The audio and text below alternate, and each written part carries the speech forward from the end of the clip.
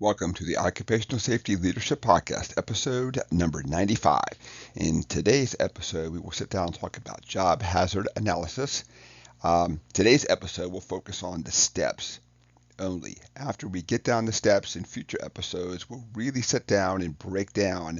We'll do a couple of scenarios. We'll look at the controls. We'll do all that stuff. But today, really more of just a introduction into just how do we do this, and then first off, the benefits that I've always found that there's a benefit there.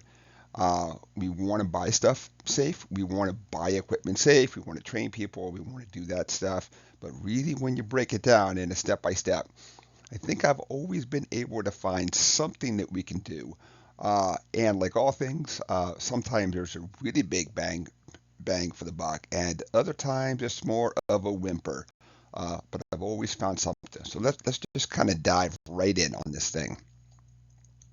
So basically, if we're going to look at a strict definition, a job hazard analysis is also known as a job safety analysis.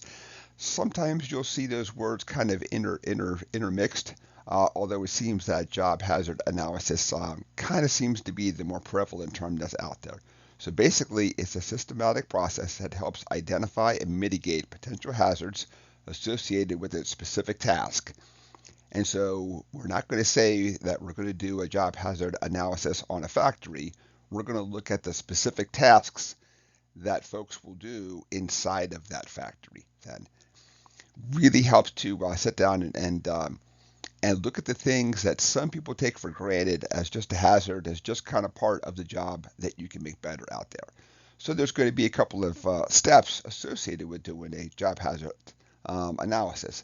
Some are going to be the actual hands-on doing it, talking to folks, where others are going to be the behind-the-scenes admin things that have to go on. So let's just kind of sit down and break it down. So the first step, of course, is to sit down and figure out what job that you're going to do. I like to look at the ones with a high risk, ones that we perform on a frequent basis. In an ideal world, I just do every single one, and I call it good. But there has to be a strategy to it. I certainly don't want to cover things that don't seem like a very big hazard.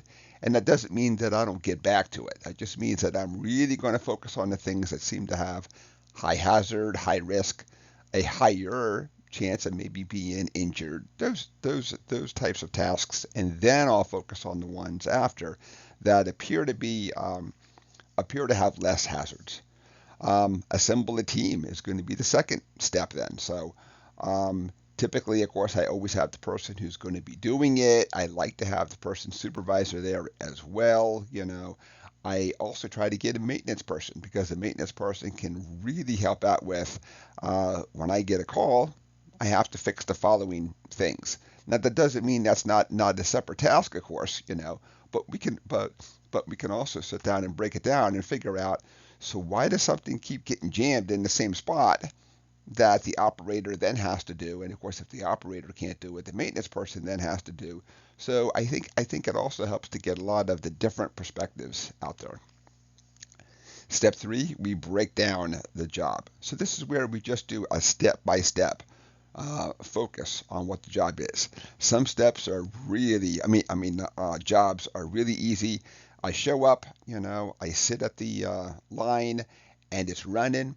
And as long as everything's green, it's good. If it's not green, then something else has to be done. Whereas others, you're loading, you're entering things onto a computer, you're manually doing gauges and levers and things.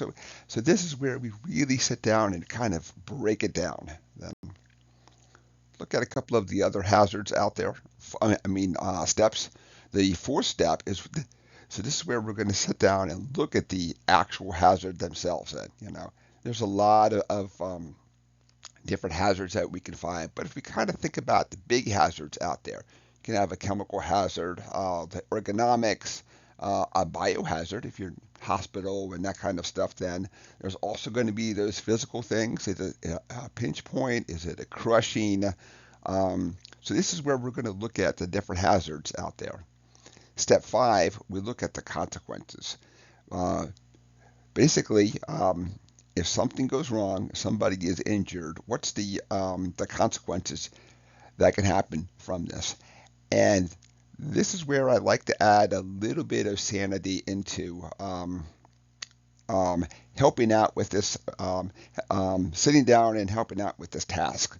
I have run it into folks, super big heart, but they will tell you that with every job, there's a potential of being killed. I don't know if that's really true. I have encountered groups that said that you can just die by just walking down the hallway, you know, and in their scenario, the person falls, they hit their head and die.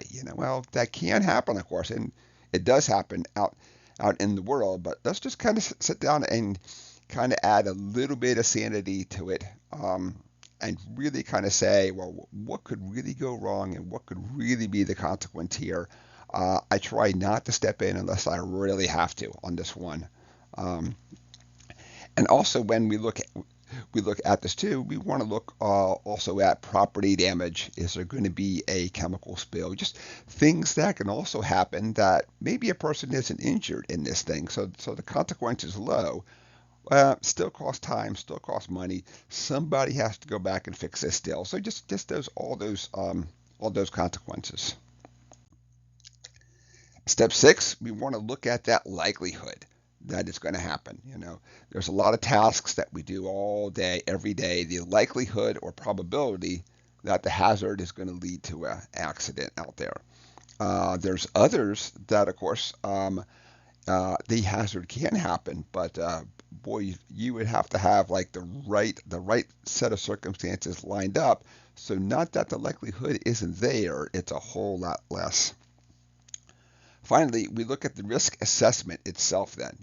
So how do we look at severity and how do we look at the likelihood of something? And I like to put a number to it so that I can then go back, of course, and say, and you can either say that you want it as a golf score, you want a number that's low, or you want a number that's high. It depends on what you want to set up out there for your scheme, of course. But I like to have a way that I can have the number to it, because at some point, if everything is super high, you have to say I can only tackle the following things now, given the time, the resources, and everything. Doesn't mean it's not important. And this is where I kind of come up with my list of these are going to be the ones that we tackle. And of course, as we tackle, you could say your top five. When you tackle one of the top five, well, now there's another one that's now taking its spot, of course, too, at the same time.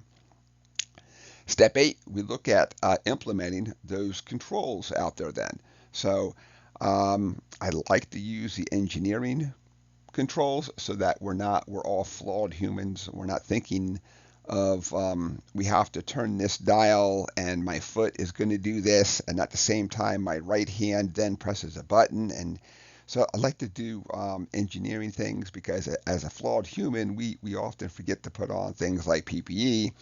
It's not convenient. Maybe we think we can get away without putting on things like PPE. So I really think of PPE as just like a absolute last. You've done everything you can, engineering controls, you've done your training, your procedures, you've done everything you possibly can. Then you think about that. PPE never fits. It's uncomfortable. It's hot.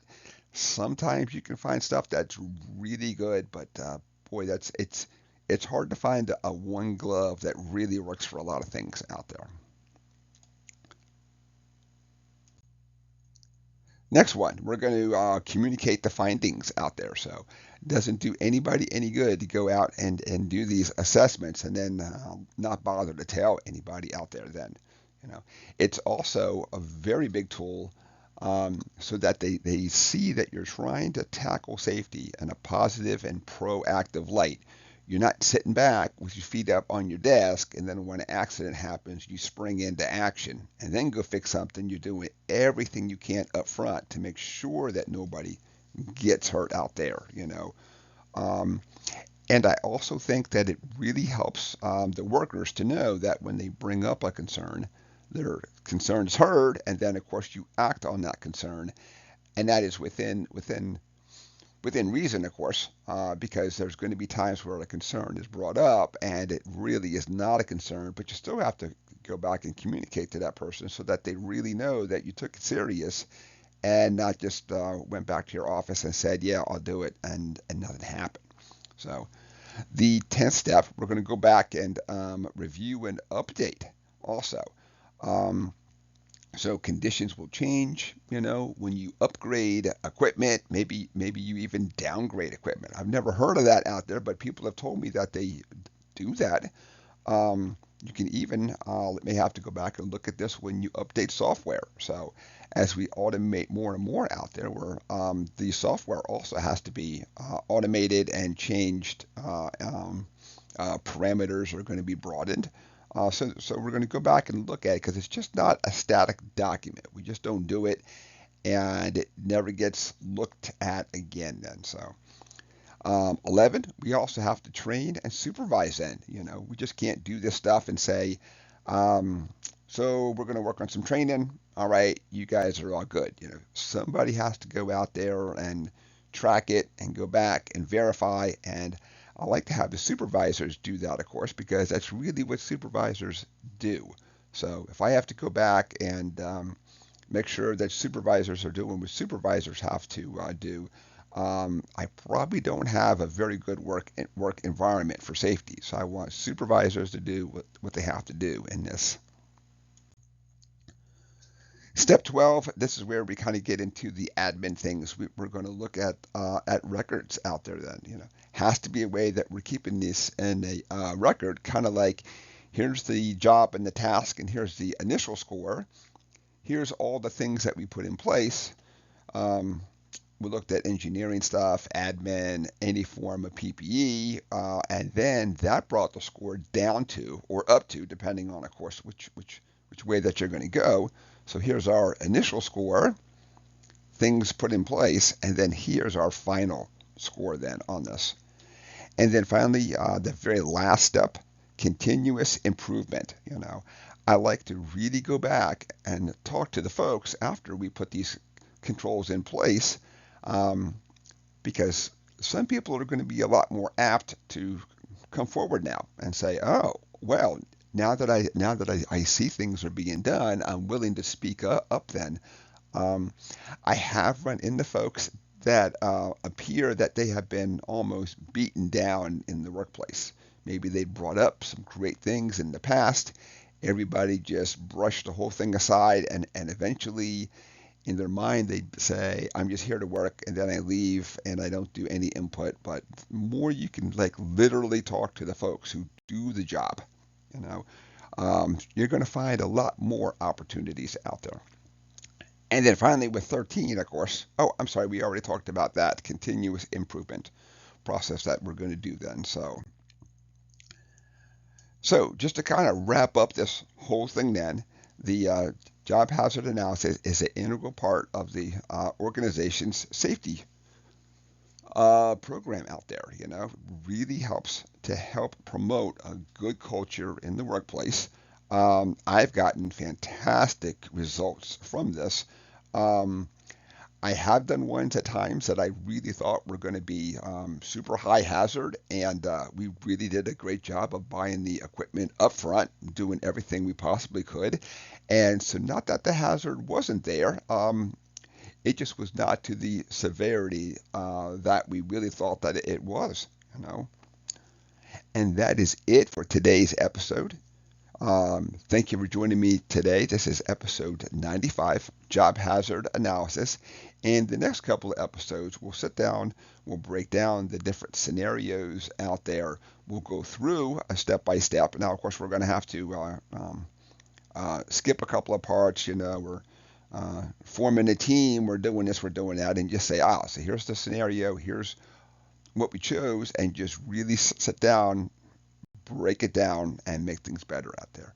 So episode number 95 is complete. Thank you for joining me today. My name is Dr. David Ayers. Thank you and have a safe day.